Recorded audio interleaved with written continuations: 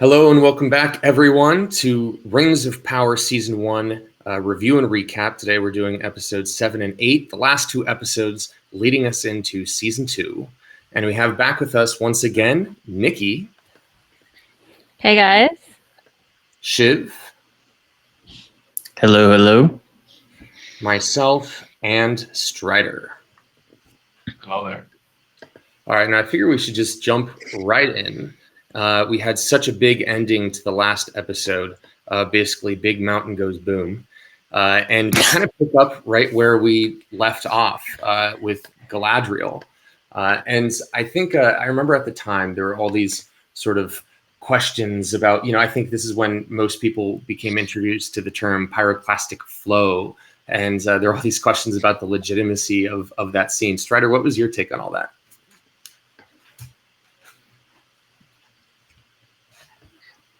Well, the explosion of it's about to be named Mount Doom, I guess. I thought that was really, really, really cool. But yeah, I feel like they didn't have to do that scene. It just felt really like, is she just gonna tank all of that's coming out of the volcano? Like, what's happening? Like, it just felt like an unnecessary scene. So in my head, I kind of had cannoned it into she maybe it's what she sees like within herself, that the whole world is just exploding at her, and maybe she didn't really get hit with all of that. I don't know. It was an amazing moment to see, but I feel like it was a weird thing to go for, just because of the logic of it.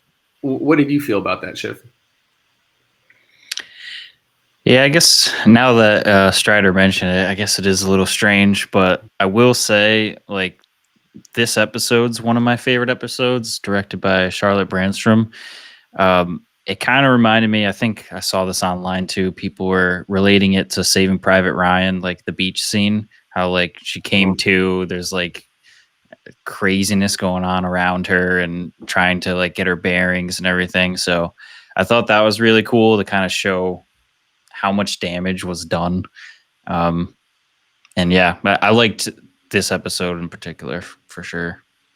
I'll jump in real quick to say, I remember at the time, I think I saw something written by, I think it was actually like a volcanologist who was saying that like, no, actually like the distance that they were, like this is actually fairly realistic. The temperature wouldn't be so high that they would like all die. I don't know, take that with a grain of salt. It was online, but I found that I just thought it was really funny the way the sort of the tenor of the debate in the wake of that last episode and what we see here and everything, people debating. I mean, let's also remember it's a fantasy show, and plenty of shows aren't exactly realistic when it comes to this stuff. But sort of bouncing off what you were saying, Shiv, Nikki, what did you think of sort of the way that when we opened this episode, right? It's much more about the aftermath, and people are trying to see who's doing okay and like what the effects of this has been. And it was a pretty intense sort of start to the episode. What did you think about all that? Like, what moments stood out to you in terms of the sort of the madness of it all? I feel like we start sort of like I really like the beginning because it is that sort of confusion and the shock.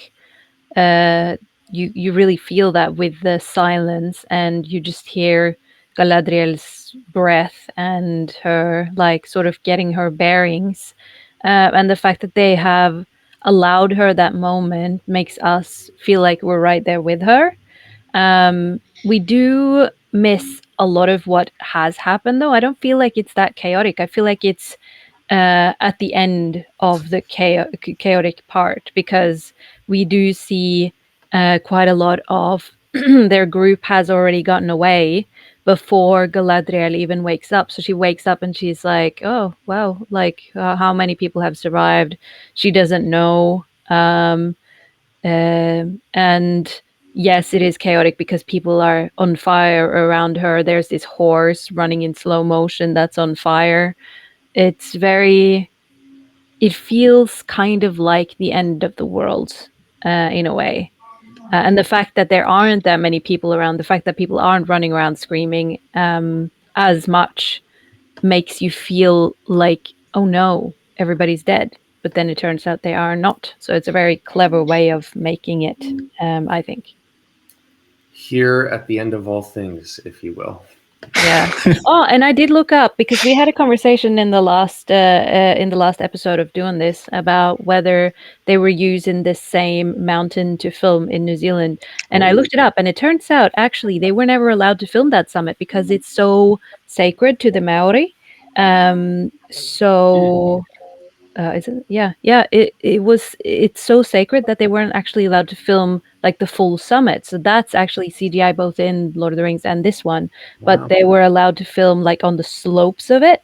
So when Sam and Frodo are walking, like parts of it is actually that mountain. It's just they weren't allowed to film the full thing. So Great little tidbit. Thank you for that. Yeah.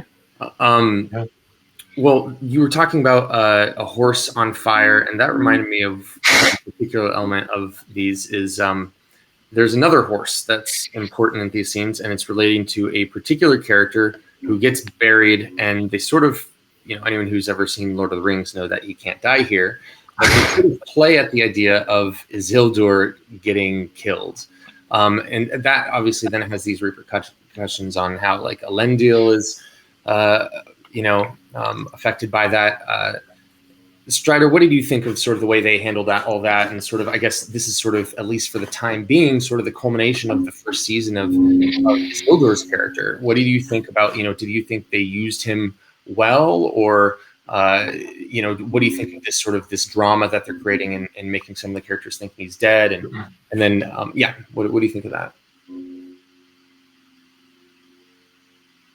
I mean, I guess it works.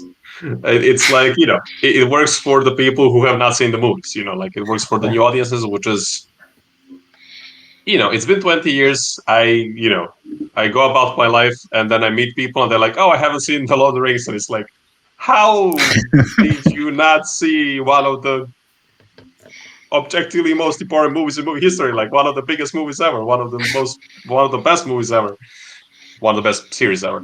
And then I guess it happens. It's like The Lord of the Rings for the past 20 years hasn't been a part of public discourse because there was no other things going on. Like even the Hobbit movies, they were there, okay, they kind of brought it back, but they did their own little thing, and they also left us kind of a bit of a sour taste. So I guess, the hype kind of went down, even though there's so many fans, the memes are going as, still very strong. So I guess it makes sense, and it's for those people. But I know that, me and literally all of my friends who have seen us, like, really, that's who they're gonna go. What? So it's like, on the one hand, for us, it's like, dude, come on, you cannot tell me. Like, I know Jesus is gonna come back if we're watching a movie about his life. Like, come on, like he's not gonna die, really, or whatever. But I guess it worked for the new audiences. I guess. I know a lot of people who watched this is their first the Lord of the Rings experience, and they liked it. They were like, "Oh no, Isildur dies!" Like, "Oh yeah, funny how that happened." So kind of bored, I guess. All right, so I think the headline from this episode will be that Strider compared Isildur to Jesus. No, I realized that was like a bad comparison.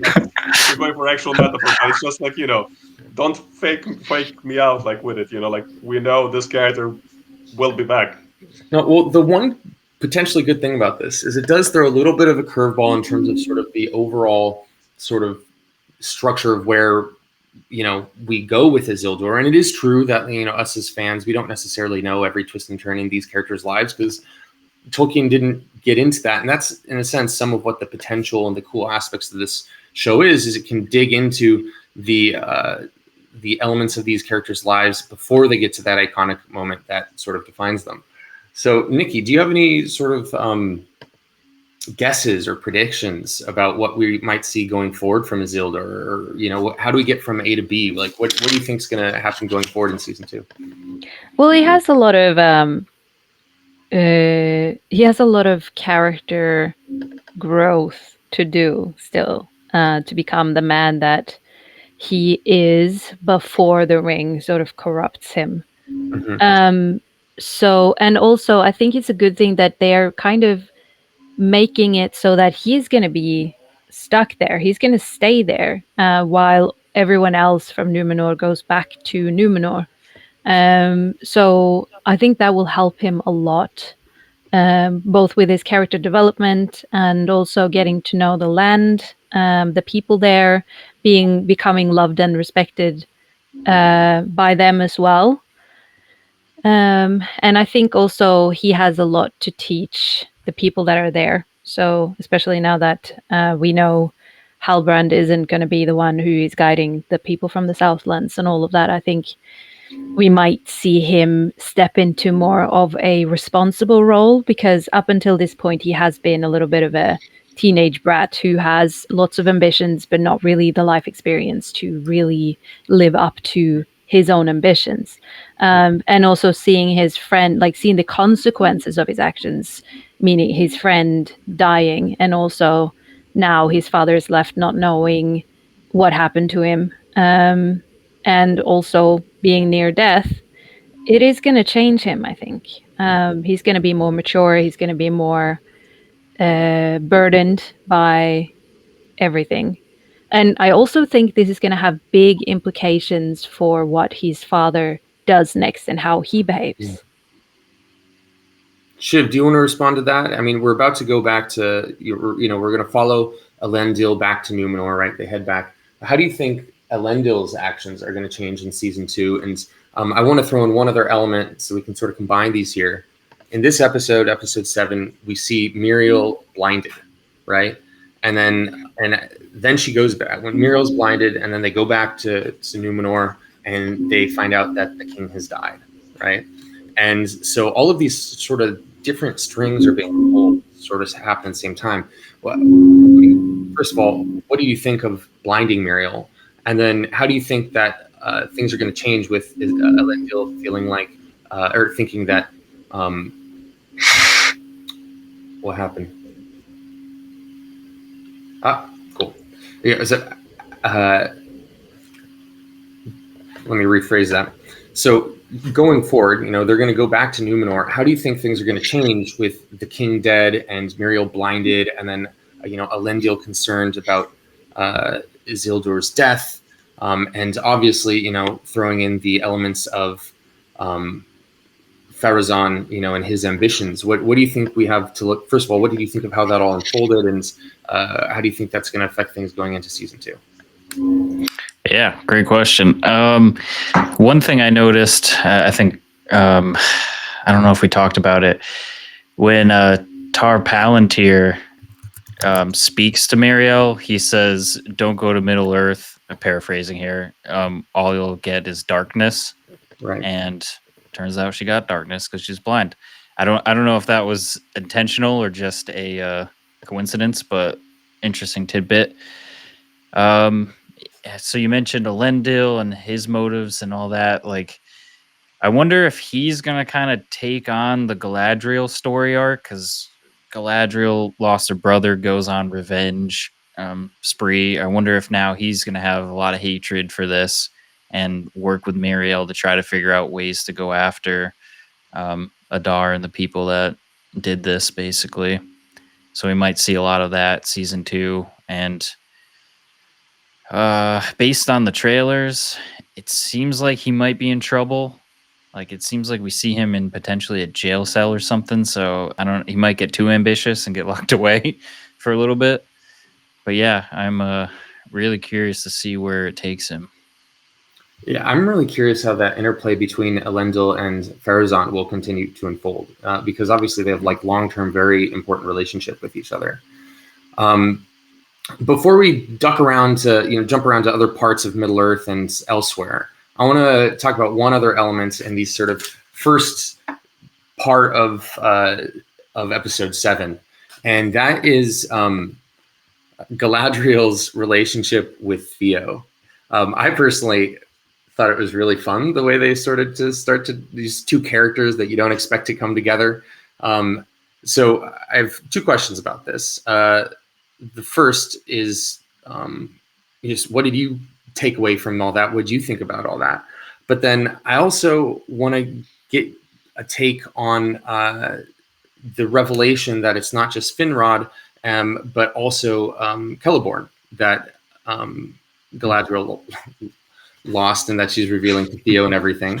So let's start with you, you Strider, on that one.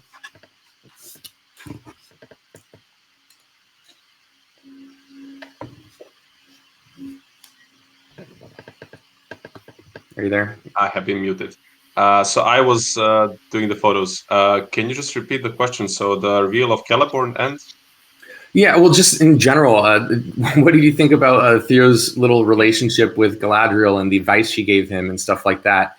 And then I kind of wanted to spark a little bit of a dialogue between a couple of you guys about the choice of when and where to put in Celeborn and how we think that might unfold going forward. Yeah. I mean, given the fact that Celeborn has been absent from the show so far, that was like, oh, okay, so this is what we're getting now. So that was kind of a mixed result, I guess. Certainly, it's good news that Celeborn exists. You know, every mention of him is a sign of hope. I feel like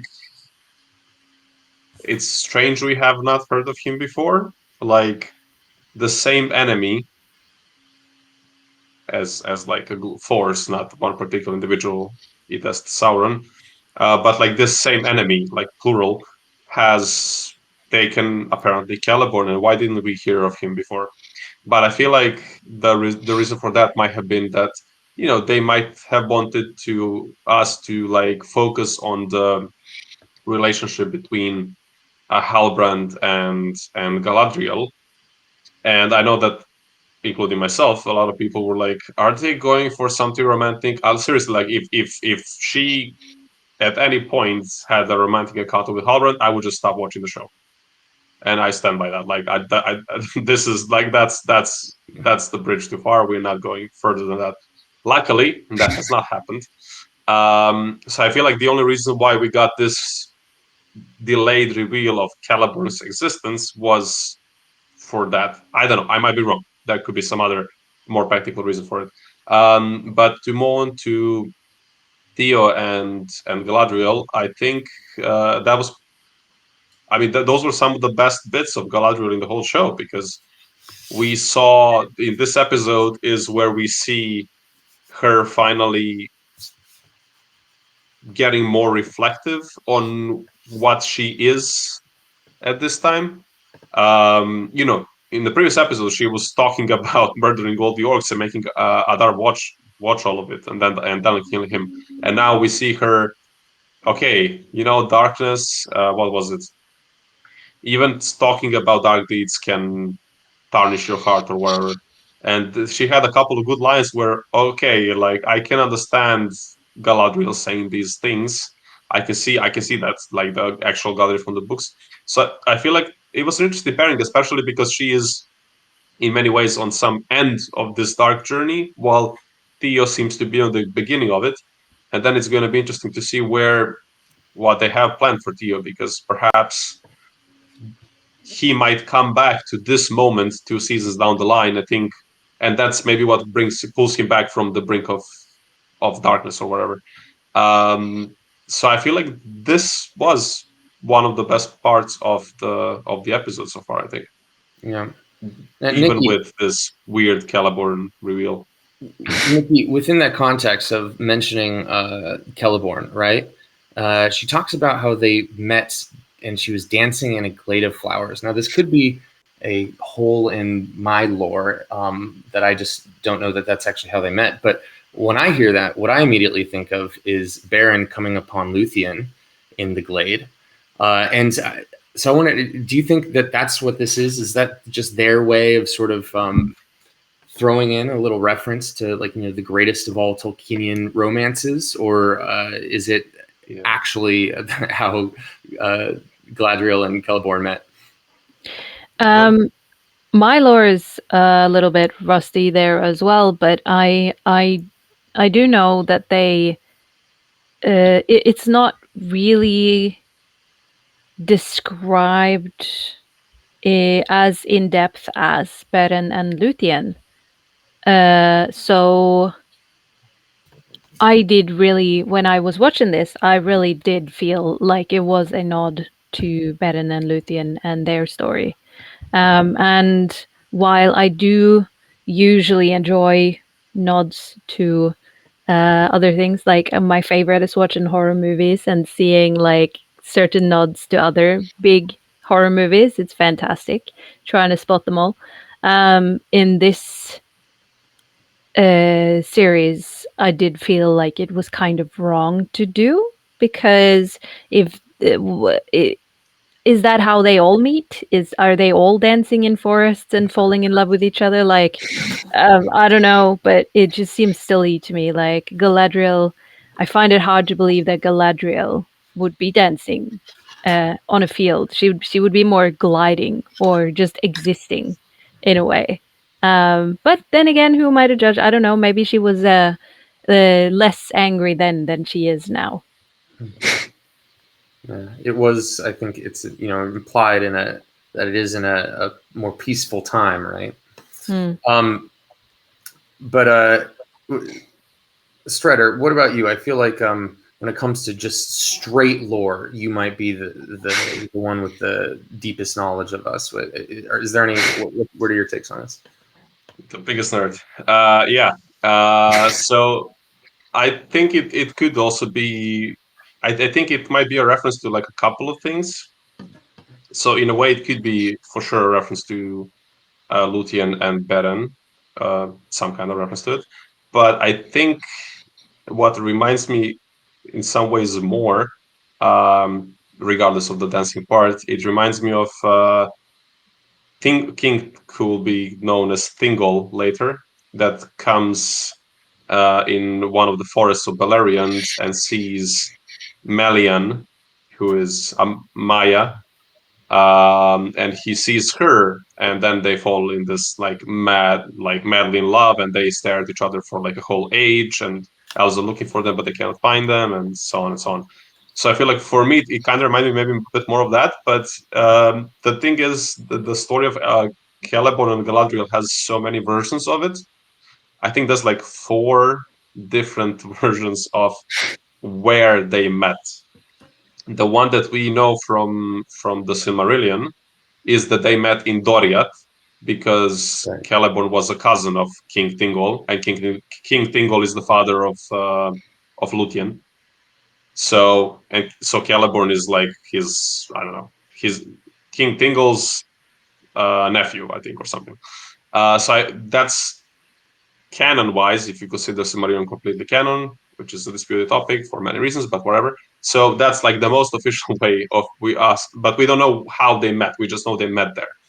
And there's another story where they met, where she met Celeborn in Valinor, or like in Aman, like in that whole continent over there, because he was one of that particular kind of elves who went there, and she met him over there, and so on. But like the main one is this. But yeah, I think it might be a reference to Beren and Luthien, and to Luthien's parents, how they met.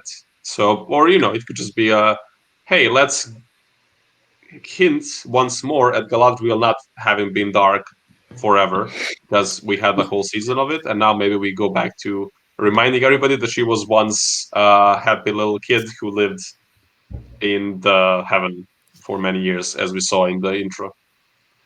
Let's move on to the next subject, because otherwise this is going to be another issue of us flirting with 3 hours chatting. But I will say that I do love that in the story of Thingol and Melian, that he basically just stares at her so long he misses his boat to Valinor. Yeah. What happens? I just think that's pretty funny. Okay, so let's talk about dwarves.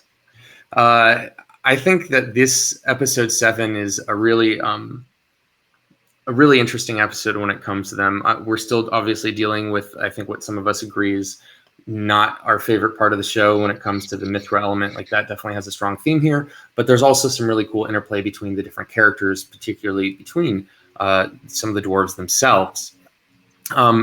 So one of the things with the whole question of Mithril, and I think we talked about this theory that Sauron is the one who planted the that idea and everything, and really it's not true or whatever.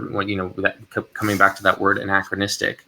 But then we see on screen, without Sauron around, the Mithril make the leaf healthy again. What do you think, Shiv? What do you think's going on here? Oh, yeah. It kind of alludes to the Mithril story, or like the apocryphal story being true in the show.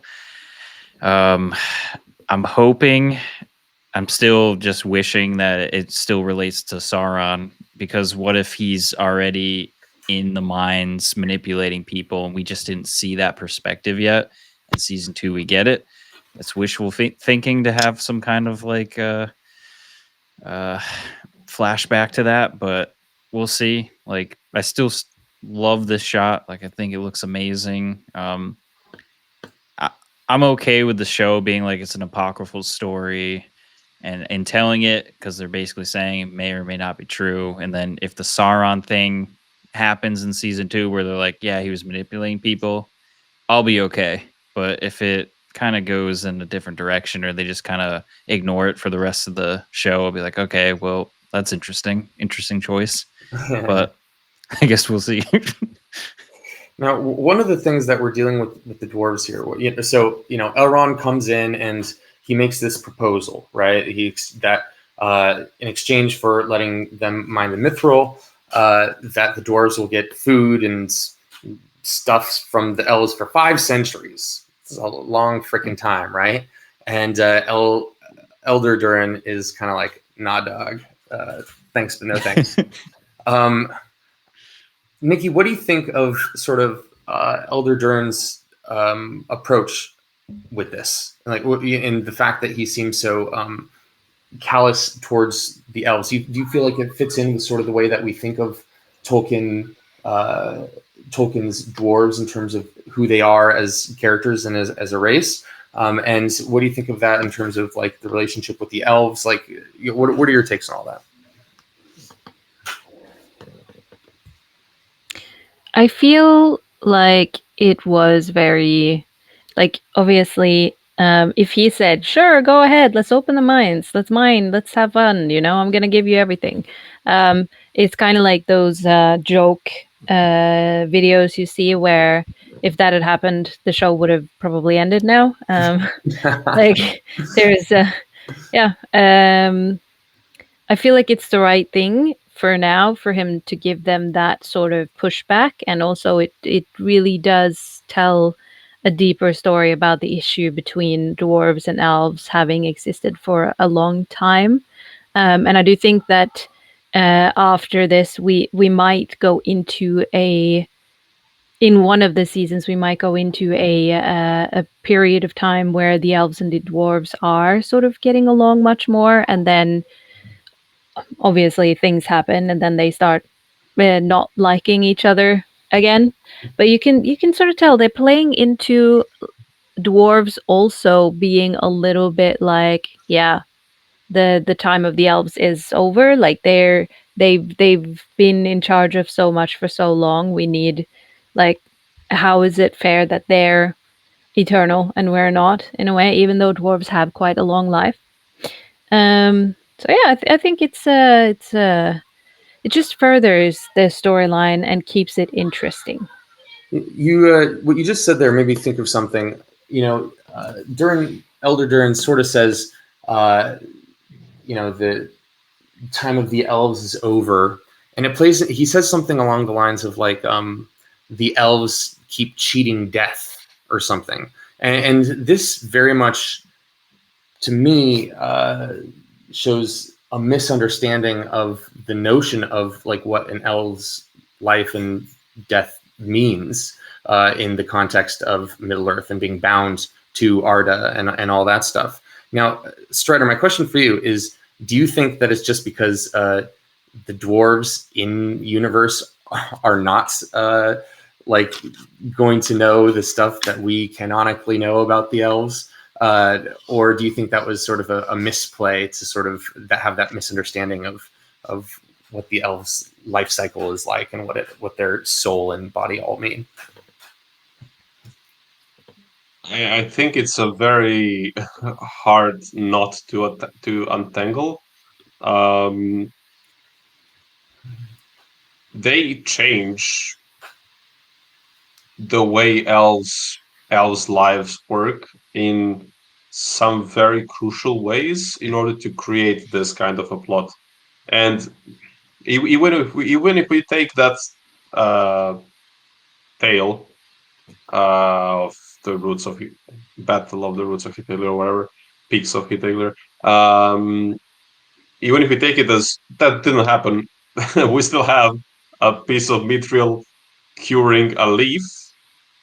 And, I guess there's a way for all of this to make sense if they do somehow show us that somehow Sauron was the cause of this blight or whatever, and that he designed it in a way that it can be cured by mithril. But how did he know of mithril? Like, mithril has just been discovered, like it has just been discovered in this season, or maybe just prior to the season. So I don't know, like, and then it's like, for example, the dwarves. I feel like, I believe it's Peter Mulan. I don't know if I pronounced it correctly, but the guy the gentleman who plays King Durin, like, he's a good dwarf. He looks like a dwarf. He sounds like a dwarf. Honestly, I cannot blame his logic so far, except what happens between him and Durin later on. But still, I guess I can understand his logic. Maybe I wouldn't do it the way he does things, but I can see the logic behind it. Yeah. But still, you get like this, something that's like pretty canonical, like something that fits with the world in this King Durin persona, and then you put him face to face with something that does not make sense lore wise, which is all of this thing with like the elves who are just gonna die and perish forever, and their souls will dwindle into nothingness, which is like completely nuts in every way, canon wise. Like, if they die, they go to Valinor. I mean, there is a kind of, if they stay in the Middle Earth, they will kind of dwindle away. So I guess they kind of merged it all together. But anyway, you get this canon lore friendly representation of this king of dwarves and put him against this thing that was created for the show. And it's like, how do you make it, like, it's hard to put it to work properly with each other. So I don't know. I feel like it's kind of a mixed bag again, because this whole, midichlorians, as we mentioned I think in one of the previous episodes, honestly, that's an appropriate way for it, a proper way to name it, because it is like this extra thing we had to invent to cause plot to move forward. Hopefully they make it work, but I feel like the dwarves have made sense. Well, even though, like, you can argue, is this good or not? Like, would you do this differently if you were in their place? But still, like, it feels like appropriately logical within what we know of the dwarves. Well, I'm just going to tag on to that, sort of what I was getting at a minute ago, just that, like, the dwarves are younger than the elves.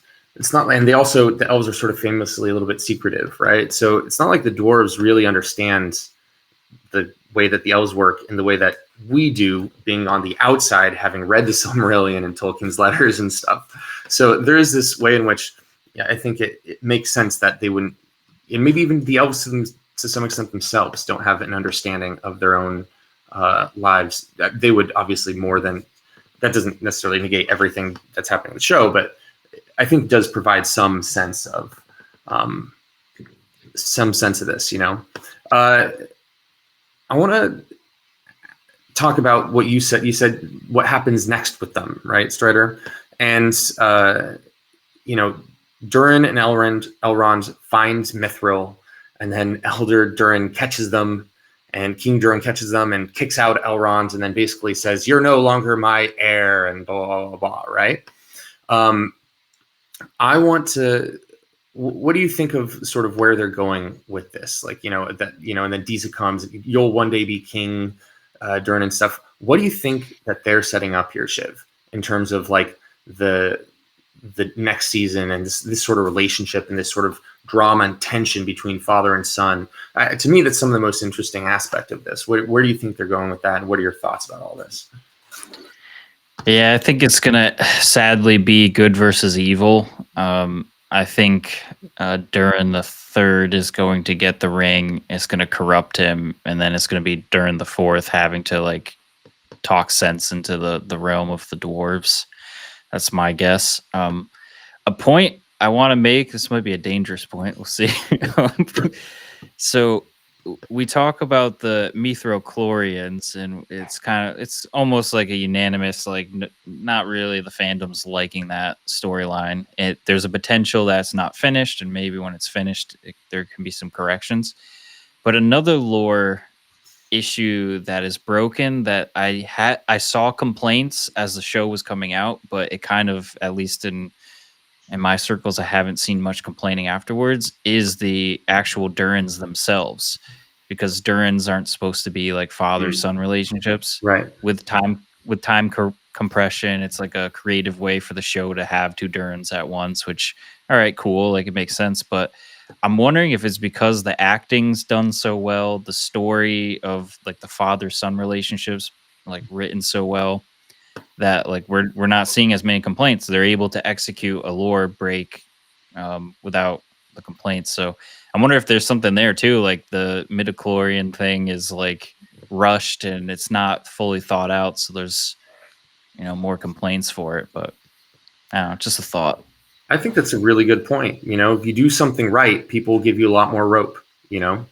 I don't think all of us, are such sticklers for the lore that like if they make a small lore break, it's more just when it feels like they lose sight of the tone of what's important, and what makes it Tolkienian.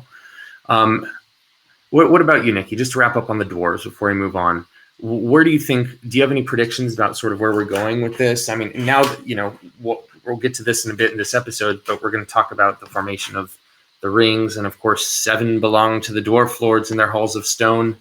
Do you think that this affects this storyline going forward? What are your thoughts?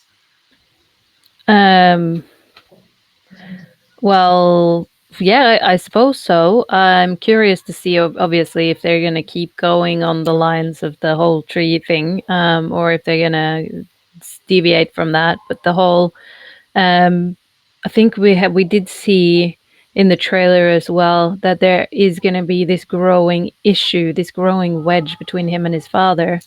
That's going to get worse and worse, and probably also with the ring darker as well.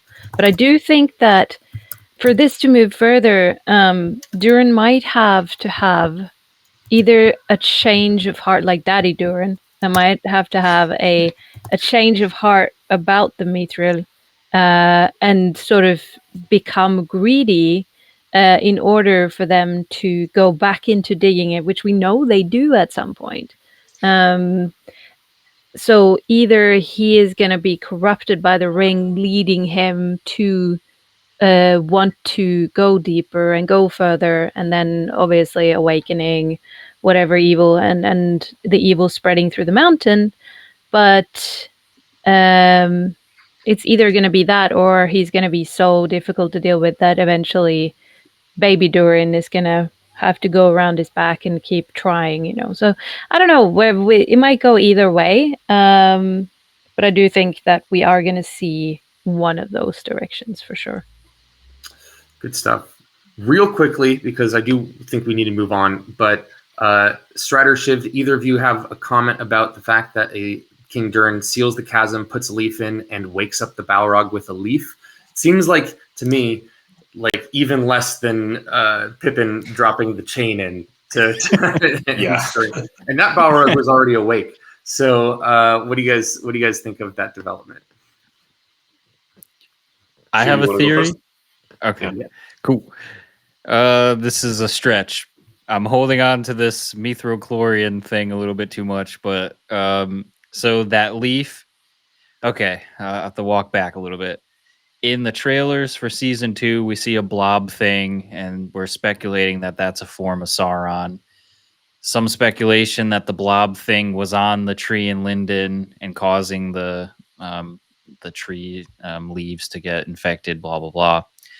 What if that leaf is infected by Sauron, even though it's potentially cured, I guess, but it was touched by Sauron? He drops it down, and then that helps awaken, the evil Balrog here. So if the showrunners thought of that, like there's redeeming qualities there if it's related to this Sauron corrupting and this Mithrochlorian thing, but that's just a thought I have.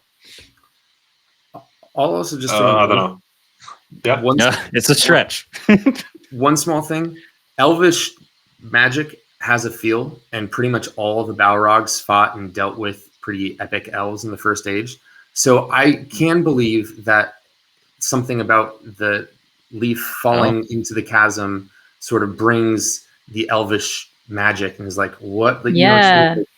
How like anytime the rope gets near Gollum's throat, and there is something about like that presence and sort of a magical attunement to that. Yeah, we do see that with Gollum as well. Like, because he's being corrupted by the ring, when they put the elvish rope around his neck to try and control him, he freaks out because anything that's been touched by Sauron or the ring's darkness cannot handle the light, which is in anything that elves do. So that could also be an option.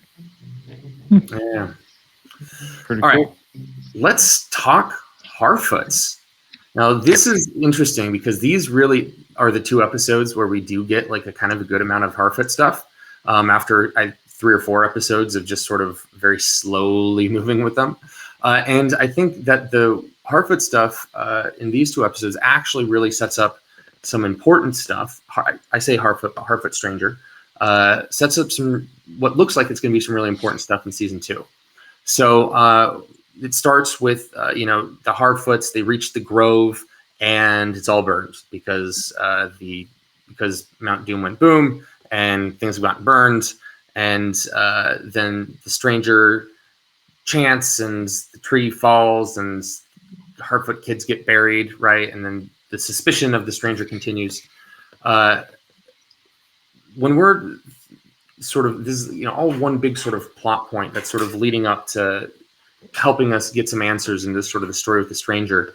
What do you think of this sort of continuation of like making us be suspicious of him? And I'll remind you as I ask this question that we'll get into this a little more in a sec, but when we were watching this the first time, there was a real question of whether or not the stranger was Sauron. So I guess, Shiv, what were you thinking when you were watching this the first time? Like when you were seeing all these sort of like omens, like who did you think he was at this point in the show, and how do you think they handled all of this stuff between the Harfoots and the stranger up to this point before we get to the next sort of big climactic moment, which is the next scene with them? Yeah, I was all over the place. Like, when it comes to like mystery movies and stuff, who done it, like I usually am pretty good at figuring out who it is like early on in the movie.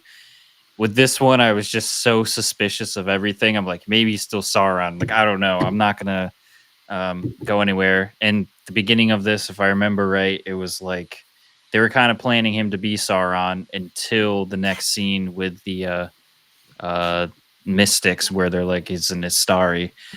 So yeah, up until they said those words, I was like, yeah, it could be anything. This could be Sauron.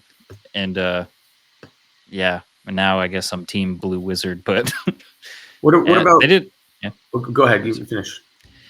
Yeah, so like I think, yeah, the mystery boxing was a complaint for the season, but I feel like they did a good job of keeping me on my toes, I guess. I was like, I don't know. Is he Sauron? Is he this? Is he that? Like, Halbrand did look like a good candidate for it as well, but I was just, yeah, it kept me guessing.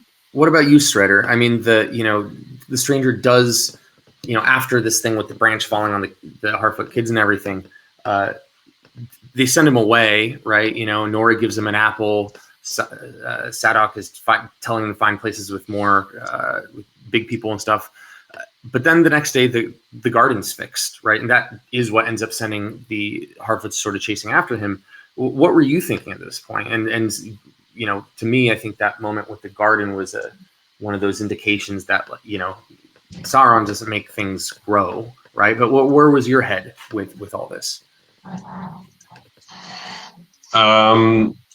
So I mean, at this point, I already made my peace that Halbrand was Sauron. Spoilers.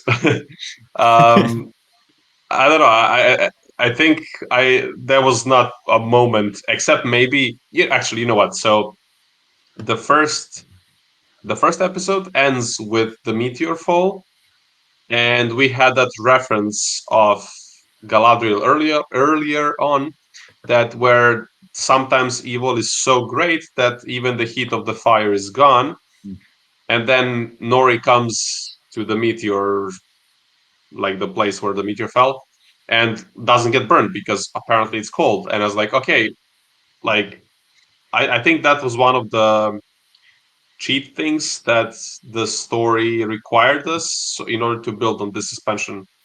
So that was the only thing that was kind of like, okay, is he evil? What's happening here? But honestly, I think very early on, and I think also like already from the second episode, when we see him act around, like, this guy is not Sauron. Come on, like, he has to be a wizard.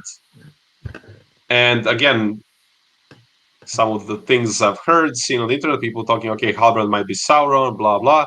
Okay, this guy must be a wizard. And then they kept giving him some of the lines, some of the moments where he just looks like a wizard. Like the things that he whispers to the tree and Vinyata and so on. I think those were the words in Quenya, as far as I remember, like the High Elvish tongue. And I think those, as far as I remember, those are the lines that Radagast says to like the rabbit in the Hobbit movies or something, like come back to life or something like that. And then they give him always follow your nose, Nori, Bandfoot. Right. Like, you know, they they just gave him so many things, and it's like, okay, so it makes sense that he's a blue wizard. But is he Gandalf? Is this what they're going for? Is it a rights issue? Like, we know Gandalf didn't go east. That's the one thing he specifically says. Could it be Radagast? Are they going to like redeem Radagast? Because the second best option for me, if it's not a blue wizard, which now I'm adamant it is, it's redeeming Radagast. Because while he was, you know, he was nice, he was wholesome in some ways in the Hobbit movies. He felt like a caricature of a wizard in many ways. And if the stranger ended up being Radagast and being like this cool, actually capable version of a wizard of Radagast, that would have been cool. But yeah, I don't know. I didn't think he was Sauron. It was just like, who is he? Like, what's this wizard we're getting? So I feel that was another big mystery that hasn't been solved as of yet. But at this point, and I guess we'll get back to it a bit later. For me, I know who he is. I was also pretty certain that Halbrand was Sauron at this point. But one of the moments that really the only moment where I was like, was I wrong this whole time? Because I think I was one of the I was pretty sure Halbrand was Sauron from like when we met him, more or less. But one of the only times that I felt not quite sure about it came in this storyline in episode 8. So just to recap exactly what happens, right? Nori finds, you know, the groves bloom because of the stranger, and they're like, wait, did we make a mistake? And they chase after him, and they all go, right? You know, finally, not just Nori and Poppy, but other Harfoots are like, you know, realize that the stranger might be good for them. And Nori finds the mystics, and the mystics catch her, and then mystics set foot to the Harfoot's cart, right? And then when the mystics find the stranger, and you know, this is obviously a whole bunch of different like little plot weaving here, and they say directly to him that he is Sauron. Mickey, what did you think was going on when that happened? Like, that fooled me for a moment. What was sort of going through your head in those moments? I was so reluctant to see that Halbrand was Sauron that I felt a moment of gratification when that happened, and I was like, yeah, this is good. It's gonna be bad for the Harfoots, but it's not that big a deal. They're not part of the really canon major storylines in my head at this point, so I was okay with the sacrifice. But That's brutal. yeah, I know. I was okay with that, but I am kind of glad now in retrospect that it wasn't that, because I do like where we might be going with this now in season 2. So I'm kind of looking forward to that storyline more so now than I did in season 1. Because I just didn't want him to be Gandalf, but I really did not. So I was like, I was happy making that sacrifice for him to be Sauron and not Gandalf. But we will see what happens in season 2. I'm actually quite excited. What do you think, Shiv? I mean, so when we see this whole thing, and I guess we wrap up the Mystics storyline here. Like, did you think that they were sort of a useful plot point to sort of make this all unfold? Were you happy with the way that the whole sort of thing unfolded with the Harfoots here? And remember, this ends with this sort of battle, and they don't leave unscathed. It's one of the times I think in a show that for me never went quite as deep and dark and scary as I wanted it to be. Sadok dies in this sort of beautiful moment as the sun rises. How did you feel about how they wrapped up all of this? Yeah, so a couple things just to redeem myself a little bit from the comments earlier. I will say when I first started to get suspicious of Halbrand, it was when he's on the raft and he said looks could be deceiving. That's when I was like, all right, this dude could be up to no good. Now for this storyline, I really think I think her name's Birdie Sisson, one of the Mystics. I think she looked pretty cool, pretty menacing at times. I think the Mystics could be a good plot point for later seasons because I hope this is the case, but it's probably not going to be. Mystics could be used for many things, either to spread the word of Sauron, I guess, so they can be helping corrupt other people around Middle Earth. Maybe they're helping distribute the rings. I don't know if there could be pros and cons if they end up doing that. But yeah, kind of similar to make a comparison to Dune with the Bene Gesserit, like kind of spreading the Messiah myth around to the other cultures and Arrakis and stuff. It could be a similar thing going on with them. So could be cool, but I guess we'll have to wait and see. Shiv, you should be careful about comparing Dune to Rings of Power 2 directly. Some people might get upset from that. Oh no. What have I done? in the meanwhile, so I think so this storyline then all ends with the stranger having sort of redeemed himself, and we learn that he's an Istar, right? Not Istari, Istar. And then Nori and leaves with the stranger, and it's kind of, for all the cheesiness that the what's Nori's dad's name? He has his moment when he's like, we all come together, even though the groves are burned, and I was just like, oh god, that was the low point of the Harfoots for me, because it just felt so corny. But then I ultimately ended up liking the way they wrapped it up. Strider, what did you think about sort of having Nori go off with the stranger to sort of end their storyline for season 1? Well, first I have to just say a quick little comment about Harfoots. I hope we are getting rid of them for the most part from the show. I feel like there's way more important things to spend this limited screen time on, and Harfoots are not that. I feel like they've done their purpose for the most part. I do find and again, it's me with the negativity, but the most annoying thing, I think, in the whole season for me, even more so maybe than Mithril was the moment where Sadok is like, I wish for one time, Malva, that you're not right all the time. And it's like, this is the person that has spent the whole season talking about taking the wheels of the Brandyfoot family and leaving them to die. How is she right? And the whole point also is that she is not right. She was against all of this the whole time, and now she's like, okay, I can get her getting her a change of heart, but why is Sadok saying that she was right the whole time when she's not? She was literally saying everything opposite of it the whole time, and then it's just like that irked me so much. How was she right the whole time? She was worse than genocidal Galadriel for me. Like, what the hell?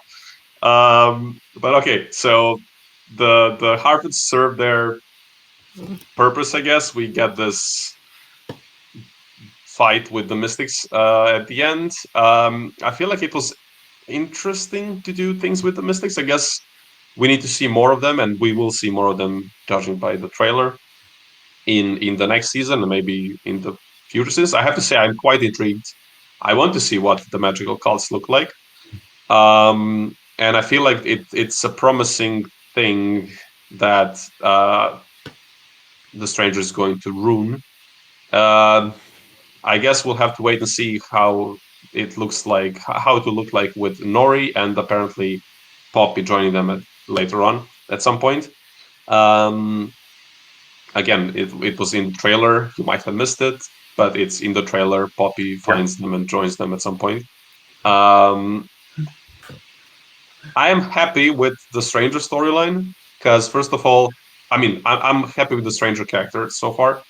Actor Daniel Wayman did an absolutely stellar job acting for like 90% of his screen time with like just face and like his movement, having barely any dialogue. He did an absolutely amazing job on this, I don't know, 4th or 5th watch so far.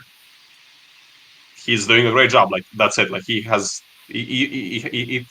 aging well. But I'm happy that he's going to Rune. And now, after we have seen the trailer for season 2, there is another wizard there.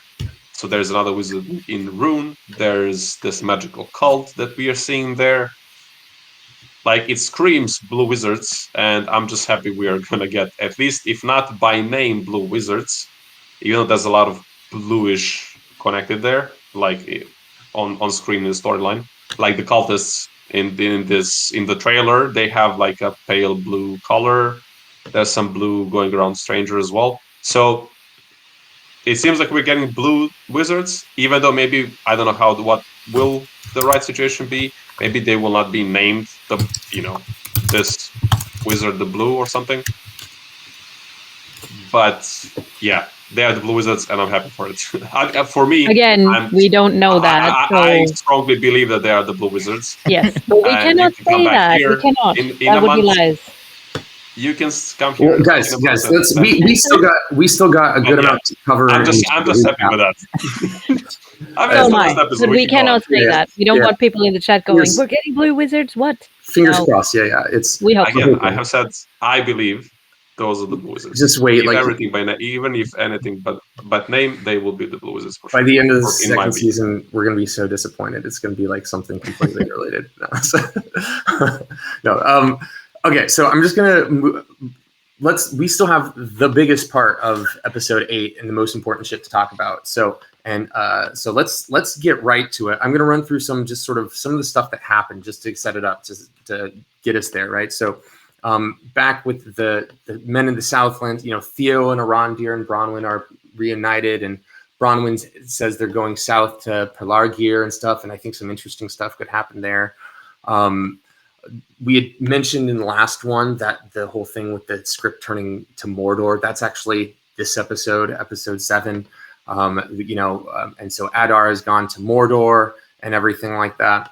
And then the other thing we talked about was, Elrond realizes after the stuff with Durin that he has to go back and chat with Gil-galad and everything. And then Halbrand is super injured. and Galadriel's like, he needs elvish medicine, right? And then he also gets cheered as king, and everyone thinks he's the king, right? So that takes us into episode 8, which you've already touched on some with the stranger and stuff. But they arrive in Eregion, and weirdly, Gil-galad is not there at the moment. And Elrond starts chatting with Celebrimbor about like how they're going to save everything. And this sort of question starts to develop of like what they're going to do. They have this little bit of mithril that Elrond's brought, but like what are they going to do to try to save Middle-earth? Shiv, what did you think about sort of how they got Halbrand to Eregion, and like how then, I guess more importantly for this right now, what do you think about these scenes as they're trying to figure out what they're going to do to sort of save Elvendom on Middle-earth? Yeah, so I think I touched on it briefly in the last video, but technically no one in the Southlands knows, because we're going to find out soon enough that Halbrand's Sauron. So it could be interesting because the last they left him, he was their king. So he can go back there at any time and use them for whatever he wants, in theory, which could be cool for future seasons. For this, I guess if to kind of show my bias, this was actually one of my least favorite episodes in the season. There's one redeeming scene, like I really liked the scene later with Galadriel and Halbrand, where we'll get to it. I like that, but for the for this, like, it felt a little rushed to make the rings, and technically it's out of order, right? I think these rings shouldn't have been made first. So I guess, yeah, I wasn't a total fan with all this, but at the same time, who wants to watch like an hour-long episode of people making rings? Like, I don't, like that might be boring and not good TV. So, what you gonna do? Yeah. What did you think specifically about that element of, you know, Celebrimbor trying to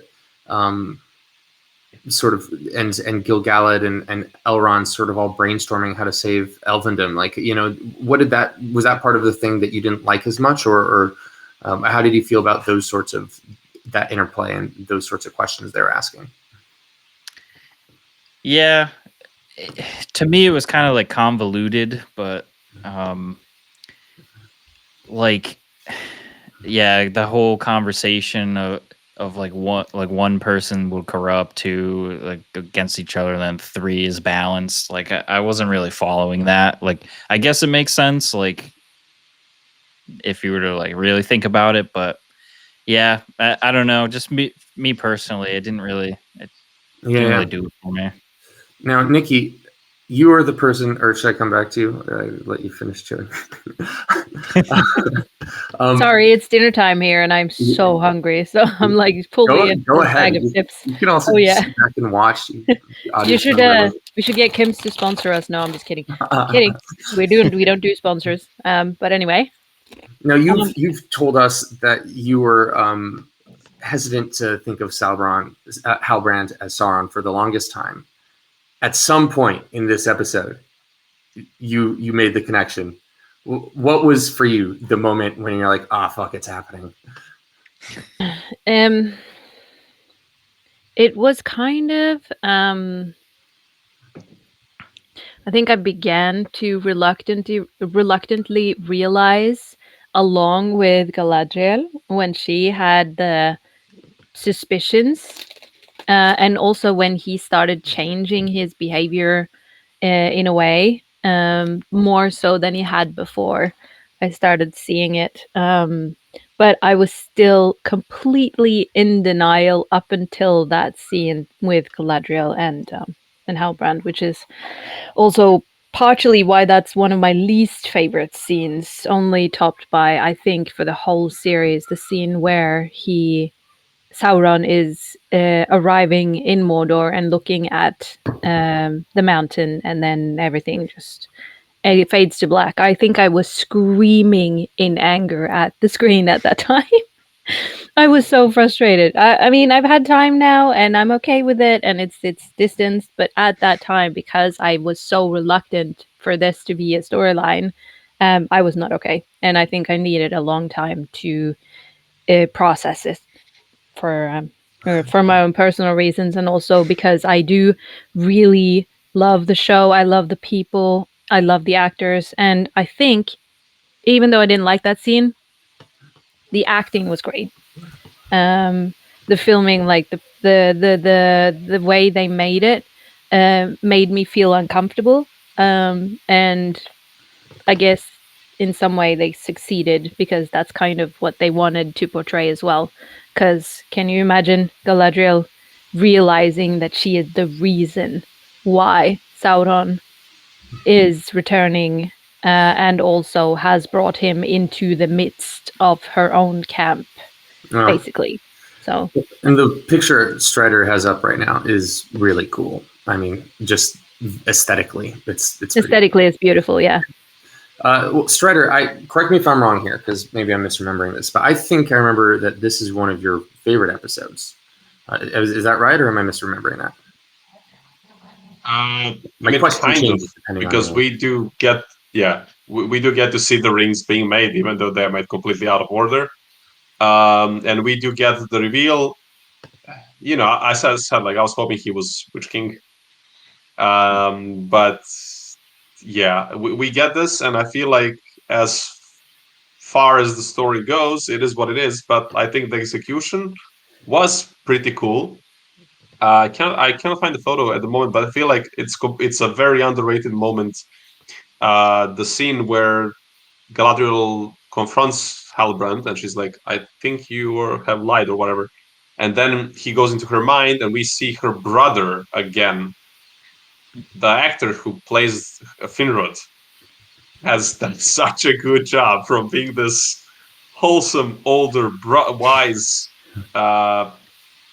older brother in the first episode, in the flashback, in like the intro, and then here there's such a slight little change in the way he speaks, the way he looks, the way he moves his face, but it's so wonderfully creepy, and it's like, Sauron, you beep, beep, beep, beep. Like, it was just such a great performance. And then I think this reveal, this whole scene, like this reversal of they see the reflection in the water. It kind of ties again to actually that scene in the first episode. So I feel like there's a lot of good stuff that really work within the show. They pay off the stuff that they set up. So I feel like that works really well. But again, you know, it's like, how does it work with the lore wise? You know, this first season does a lot of setting up for later stuff, so it is what it is, I guess. But I think for now, that and the rings did look cool, but I guess we'll get to the process of ring making, so I can leave it at that. So, man, you guys all jumped right to the main big scene. We have to go backwards a little bit. I think that one of the elements that I found interesting here was the Celebrimbor working in his workshop, right? And Halbrand continuing to sort of give him notes and chime in with, well, we could do this and could do this. And then, you know, Galadriel starts to put the pieces together and everything. I'll come back to you for this, Strider. Did you think that they set this up well?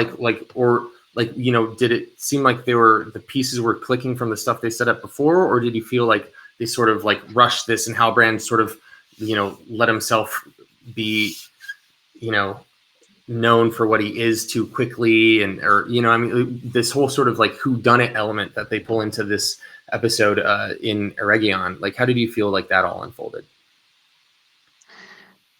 I mean, yeah, it does feel a bit rushed, but I you know, they had to rush it because they wanted to tell a different story from season 2, so they had to, like, you know, tell us, okay, this is Sauron, we have to get this reveal. But I feel like it was a bit rushed. I think also the crafting of the rings, like, again, we're just missing screen time. There's like 2 episodes worth of scenes that we are missing for everything else to make more sense and to feel proper and earned. I did like the last episode, but it's like because we got some really cool shots, we got some really cool stuff. Like this scene where we see the chain, the shadow of a chain around Celebrimbor on the floor. It's like a really cool scene. Like it shows, it hints at things, and I missed it the first time.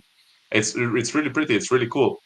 But I feel like it was definitely rushed. And again, I feel like this show would have benefited from having more screen time because a lot of the things that they want us to feel emotional about, or like really cool with, or impressed by, they don't hit properly because we didn't have enough time to get invested in all of these things that are happening. I think it's kind of funny how like Celebrimbor is supposed to be like one of the greatest smiths of all time, second to only Feanor. And he's like, of course, make it an alloy. And it's like, feels like kind of some basic metallurgy right here, you know?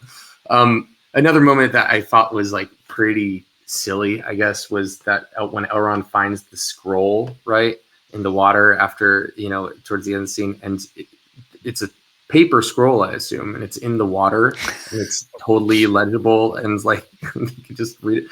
I think those sorts of it's little probably not paper though. It's whatever it was, else. the ink wasn't smudged and it wasn't damaged by water, right? Which seems a little. I mean, maybe elven magic protected it. I guess you can always fall back on that, but it did seem like there were some little details here that seemed a little, like you said, it felt like they skipped some of the stuff that would have made this a little deeper and more well put together. But I do want to continue on a little bit more with the big reveal, when we get the scene with Finrod and everything, and Sauron reveals who he is. For me personally, in the midst of these other issues, it did feel like this really cinematic, emotional moment. Shiv, how did you feel about that section? I mean, just from a filmmaking, movie telling, storytelling perspective, like what was your sort of take on all that? Did you like how they handled that? Yes. So that was my favorite scene of this episode. The way I interpreted it, whether it was intended or not, I feel like it was a great physical visualization of corruption.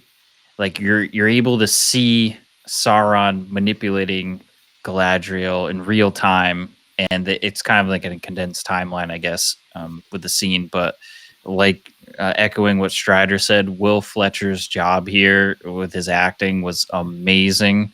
I liked how they kind of pulled on some emotional strings by going to showing young Galadriel scene and manipulating that with all this darkness.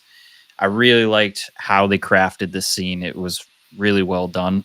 And Charlie, I can't, without mentioning this, but Charlie Vickers acting with his like anger and stuff towards the end, like, oh my God, it was so good. Because we've seen like a calm, collected Halbrand, minus the I guess the bar brawl fight.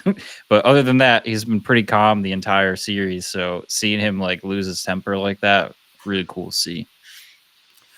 Now, Nikki, when in this scene, right, Sauron basically, Galadriel may not be into Sauron, but Sauron's definitely a little into Galadriel, right? And asks her to be his queen and to sort of rule with him and stuff.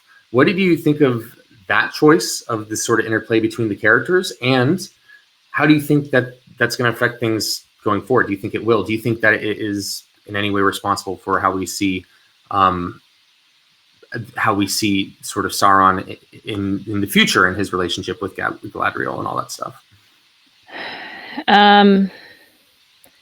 Personally, like from the start, like after watching it and while watching it, I hated it. Absolutely. That was part of the reason why I did not want Halbrand to be Sauron, because it's just such a... For me, it just flipped everything. And I was just like, it's just wrong. It is just wrong. And it's not canon. It's not nothing. And I just shut down completely. But upon Like, it's been 2 years now, and I have had much more time to process it and try and understand their way of thinking. And you do have this darkness in Galadriel, as we spoke about in one of the earlier episodes doing this. She does have this darkness in her, even in The Lord of the Rings. And I feel like the fact that she has been this close to Sauron, in this kind of way, and she has been sort of attracted to, not necessarily attracted to him, but attracted to the darkness within herself. It further accelerates why she is the way she is when she's being offered the ring by Frodo. So I kind of see those parallels, and I see that they have to sort of, in some way, because otherwise that wouldn't really, it gives them a little room to play around with that.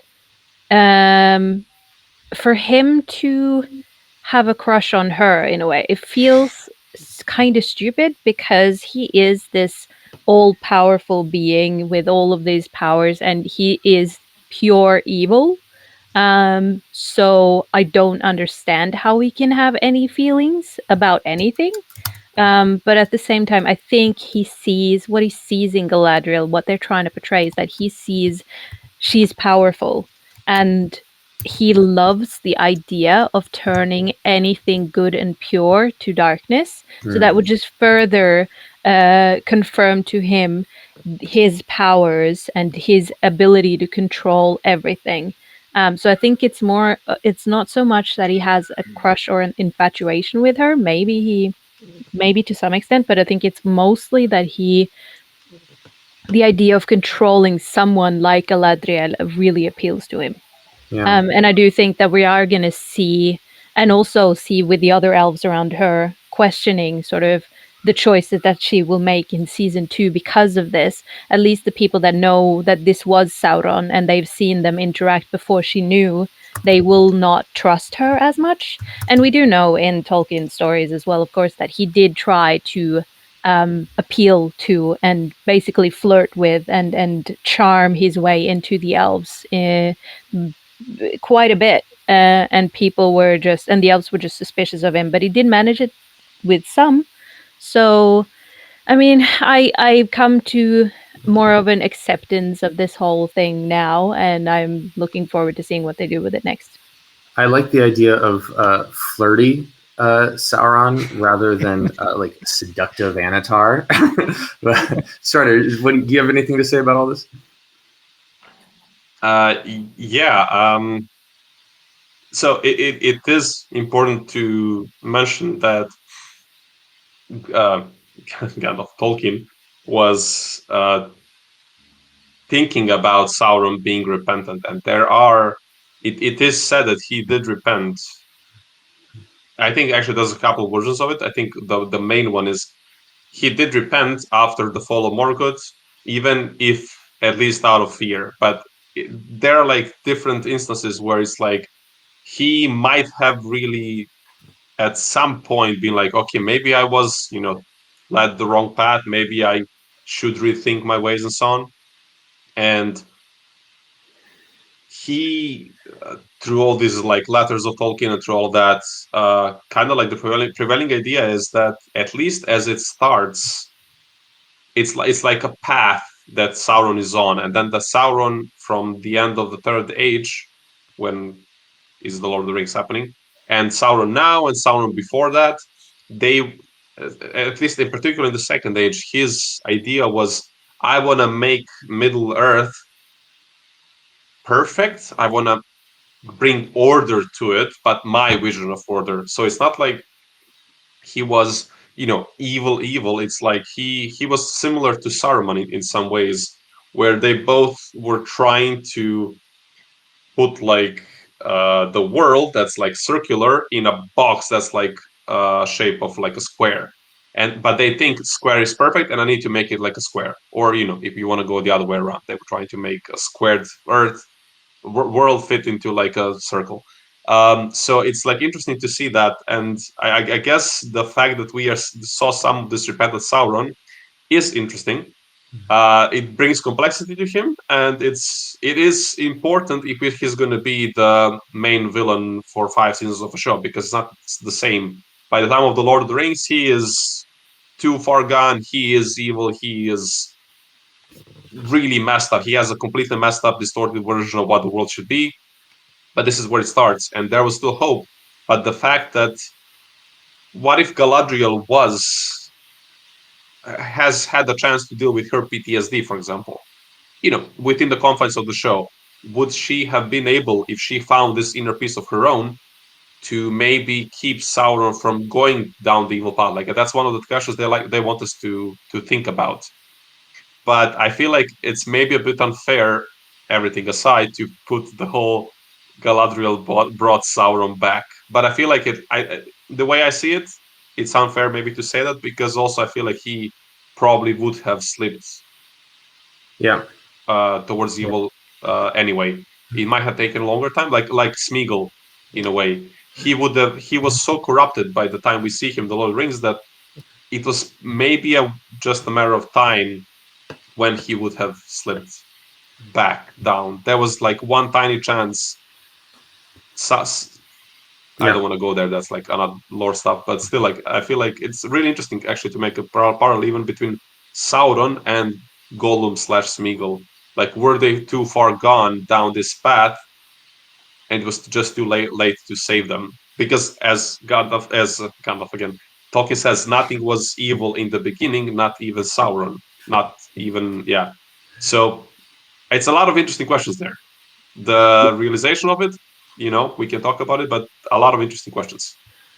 I think that's a really interesting and very, that's something someone could write a paper about, the parallels between Gollum and Sauron. Very, very, very cool. We should wrap up. I just want to touch on like one or two super quick things, and then we can get to the end. First of all, I really like in this that we get a little more. One of the things I like from the whole show is the relationship between Elrond and Galadriel. I just think it's really interesting. I have some quibbles about, lore-wise, whether it makes sense, but I just like that we see these two characters having a relationship. And in episode 8, Elrond apologizes to sending her for Valinor, to Valinor. And then he sort of confronts her towards the end of the episode about not telling them the truth and all this stuff. What do you think about sort of their relationship, Shiv? And do you like how that was all handled? And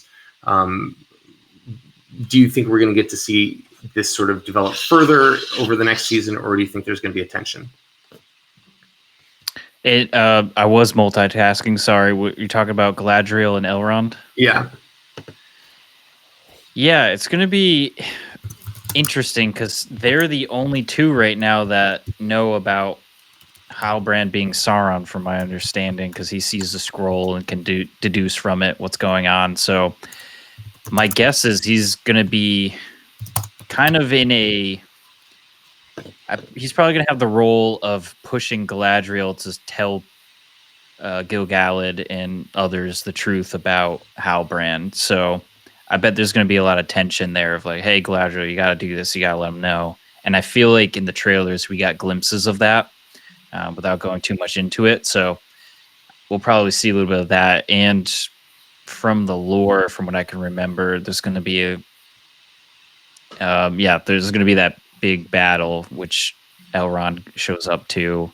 So there's going to be a lot of, I don't know. Never mind. I don't want to go into the spoilers because there's theories that aren't really in the trailer, but I think they'll play a big part together next season.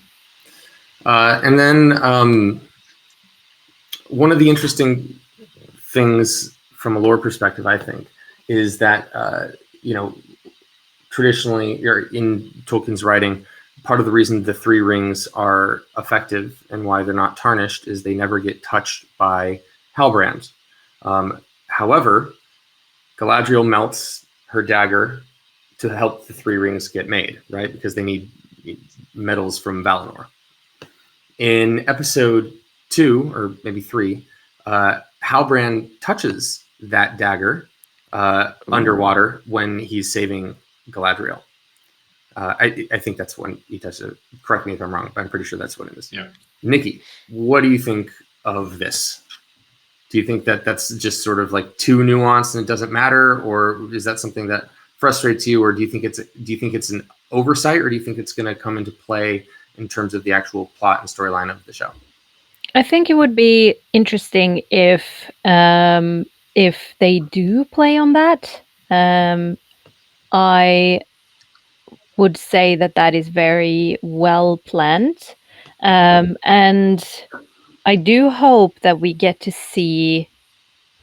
I do hope that we get to be surprised a lot in the coming seasons of this show, with things that are going to surprise even the most hardcore fans, realizing, oh shit, they really did think this through. They did plan ahead, like this makes sense now, you know. So if that's the case, yeah, I like it, but I don't know if that's something they're even gonna use. It remains to be seen. The last thing before we do a little wrap up is the show basically ends with Halbrand going to Mordor, right? And we know that is where Adar currently is. I just want to know, and we'll just keep this quick. Does anyone have any particular theories that they want to share about what's going to happen between Adar and Halbrand / Sauron in the season, and how that relationship's going to unfold? And the only thing I'll say is no theories that include any insider knowledge. Just if you have a deeper insight, leave it off the table. But otherwise, yeah. Does anyone want to chime in with sort of how they think that's going to unfold? I mean, I have a very quick one. For me, based on the trailer, basically only based on the trailer, I feel like I don't really know anything extra about it. I feel like, I guess, Sauron will in some way manipulate orcs, again, just a theory, into attacking Galadriel for whatever reason. Somehow, directly or indirectly, he will make them go there. And I feel like Adar will not become Sauron's ally or something like that during the season. It's just like reading those two characters based on the trailer. I don't think they're going to become allies. It's just going to be some kind of like manipulation or extortion, bribing, whatever. Somehow that's how it will go. I don't think they'll become friends or something. Okay. Well, let's wrap up. We're going to continue with what we've been doing. Least favorite and then favorite from these two episodes. But then I just want to mix it up since this is our last one and ask you to additionally throw in one prediction for this coming season. Strider, let's start with you. The worst moment is Malva. I wish you were not always right all the time, because she was absolutely not. She was completely wrong every single time except 1.5 seconds in episode 7. And yeah, I hate that. The coolest part, a lot of good things, a lot of good shots in episode 8, like Chain on Celeborn, a lot of just good imagery that really felt like good support towards the reveal, which did work within the confines of the show. And I really did enjoy all of that. And the theory is, and again, it is a theory at the moment, I think we're going to get the Blue Wizards. And probably like the best version of them in many ways. But I think more on that in some other videos. All right, for me, my least favorite was probably the way that they handled the Harfoot stuff before the end of that. Like I said, all the stuff that, the cheesiness of how Largo says, "Well, we're covered from this because we're Harfoots," and then just sort of I felt like the plotting with the mystics, that stuff was just like unnecessary and sort of weird how they did that. My favorite part was probably, surprisingly, the way that they handled the scenes between Galadriel and Halbrand Sauron once when he reveals himself. That scene and sort of the flashes through Valinor and all that stuff. It just had a real tension to it that I felt so much and sort of artistry to the storytelling that I really liked. And then one prediction, maybe this is cheating because my prediction already got confirmed, but I said like a couple years ago, I think when the show was originally coming out, that I thought they were going to find ways to get Entwives into the show, and that I was hoping that would happen. And based on the trailer, it looks like I'm probably right about that. So pretty stoked about that. That's something I'm really excited to see.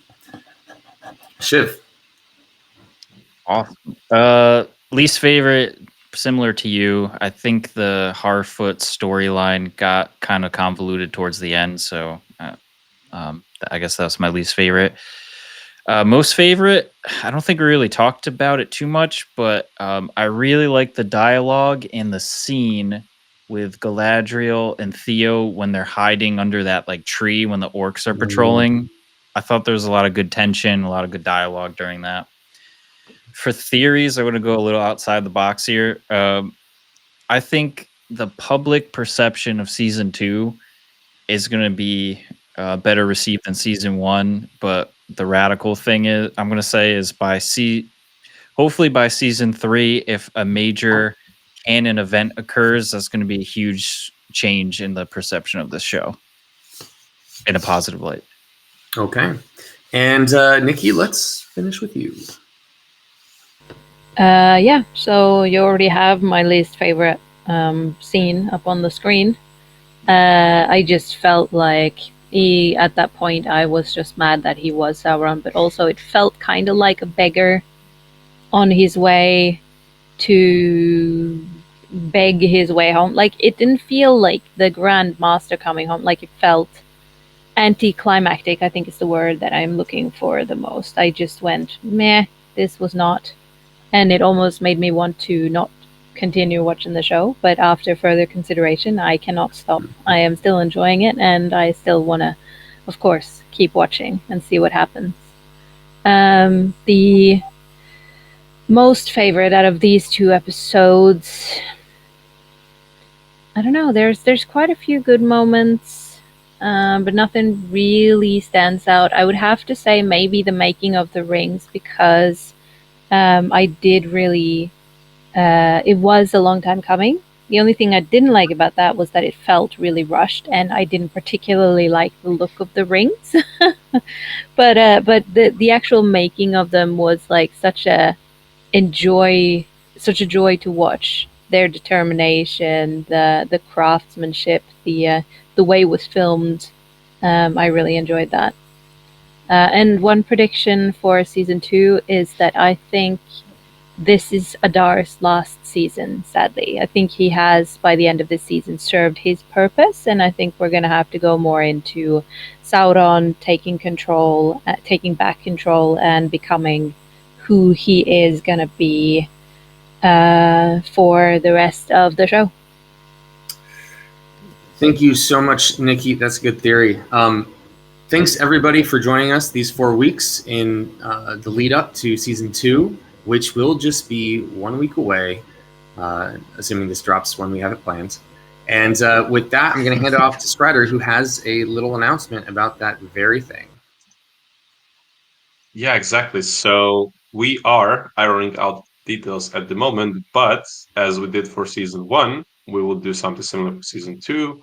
There's going to be a lot of like accompanying videos to season 2. We're going to do a lot of lore breakdowns. We're going to do a lot of streams. So if you want to participate in it, if you want to, watch it with us or follow it with us, discuss it, we have our Discord. We have a lot of things planned. So definitely, if you like these recaps, if you're interested in more, we will be doing a lot of that. So maybe put that little bell icon, click on it, because there's a lot of things coming your way, and we are all very excited that a 2-year wait is done. So yeah, I would also just like to thank Shiv, Nikki, Ulmo, and V, and in particular Gregory, who did such an amazing job hosting all of this. Like, really did so well done. It was just easy for me to like put photos on and just let you do everything. It was great. So thank you very much for that. And yeah, thanks everybody. We're looking forward to your comments, to your theories. Tell us your favorite moments. Tell us your favorite theories about season 2. And yeah, we are gonna see you very, very, very soon. So until then, take care. Ciao. Hey, Strider, before you actually cut it off, if you haven't yet, have you already cut it off? Yeah, no? Okay, before you cut it off, since I know we can edit, I'm just thinking that maybe that thing about saying that we were going to do more of this might be good to throw that, to just film an extra one right now that you can be edited and put at the beginning. Because I think more people, you're likely to have a lot of people tuned out by the time we get to this. So it might be smart just to do like a really quick, like a thing to, I don't know, what do you think? If not, then we can cut it off. It's just an idea. I think most people, as you said, like they will see it on the socials. I think so. I think it's a good idea, but I think it will be extra work for Harry, and I think we'll do enough of the promo on it. I feel like it should be right because the first video hasn't had that many views so far. So I don't know if this will be too effective. I just thought like we should, mention it and then see what happens. Copy that. But it was a good comment. So yeah, seriously, thanks everybody. Whoever needs to go, you can run. I release you from your. I will see you guys. I have to go have food. Thanks everybody for making all the time. It was great. Yeah, this is really fun. Thanks for setting it up and everything. I'm felt like it went well, and I'm glad we all got to hang out and chat together. So yeah, same. I think it went really, really well. So we'll do it See you very guys. soon again. Yes, soon. Bye. See you. adios.